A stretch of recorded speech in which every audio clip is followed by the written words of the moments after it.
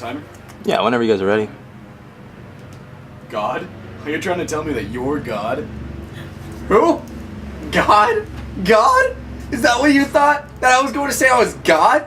My God, that I never figured on. Nothing personal, but that's really crazy.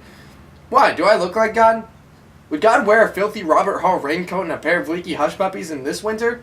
Would God wear glasses? I mean, if anyone's going to have good eyes, it's going to be God. He's the one who gave them out. No, Joe, I'm sorry to disappoint you, but I am not God. And who are you? I'm a friend of God's.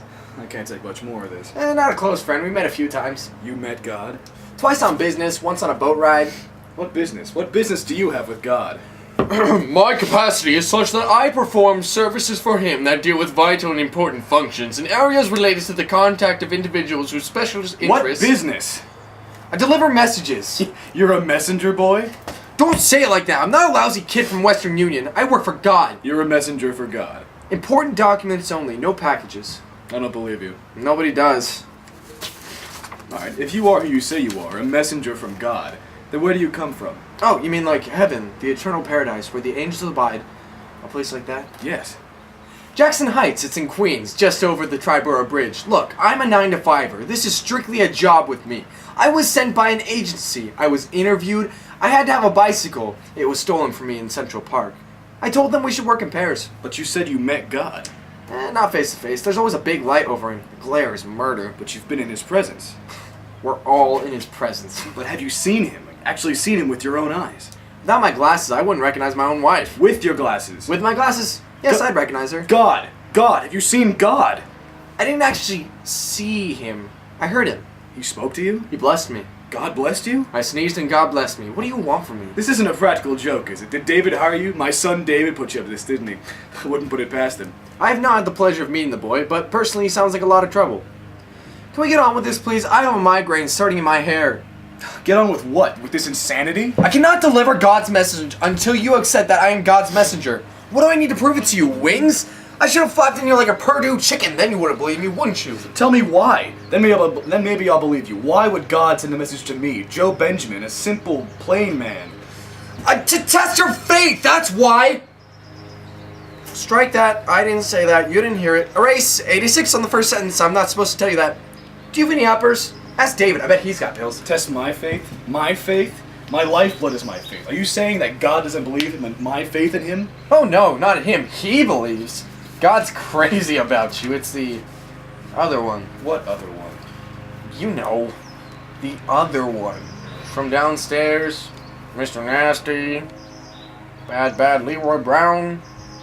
For God's sakes, do I have to spell everything for you? Satan, Lucifer, the devil, alright? Can't believe this conversation. I feel like I'm on Sesame Street. The devil. The devil questions my faith in God. Are you going to tell me now you met the devil? Who do you think stole my bicycle? Would you like to know what the devil looks like? Robert Redford. I swear on my mother's grave. Gorgeous. The man is gorgeous. Blonde hair, little bend in the nose. I'm wasting enough time with you. I'm calling the police. Stay! I stay you. I rendered you powerless and motionless. Alright, I can't do that. But put down the phone, please. I'll tell you everything. I'll tell you what I know. Take it or leave it. God and Satan were sitting around having one of those boring philosophical debates. This was 1 week ago, Tuesday. And Satan was sitting there in this pink suit, gorgeous tan, little mole on his cheek. And Satan says there's not one man in the face of this earth, in the entire universe, regardless of race, religion, Polish, whatever, who would not renounce God once the devil put enough heat on. Can you believe it? Two grown deities talking like this? To which God said, this is a quote, they got it on tape. One man would never renounce, and that man is Joe Benjamin! Girls, right? So, they made a bet. I'm only telling you what I heard. And the bet is, the devil will make your life so miserable, you'll renounce God. So, that's it. Hell of a story, isn't it? Renounce God. You think I would renounce God? Tonight, no. When they shut off your steam, who knows? You think so little of man that he would renounce God in the face of adversity? I've seen people with a burning engine on a 747 who would sell God in a second for a little good news from the pilot. So you believe me? Good. I can deliver my message and run. You ready? Let me see that. I have to read it. It's not official unless I read it. Here we go.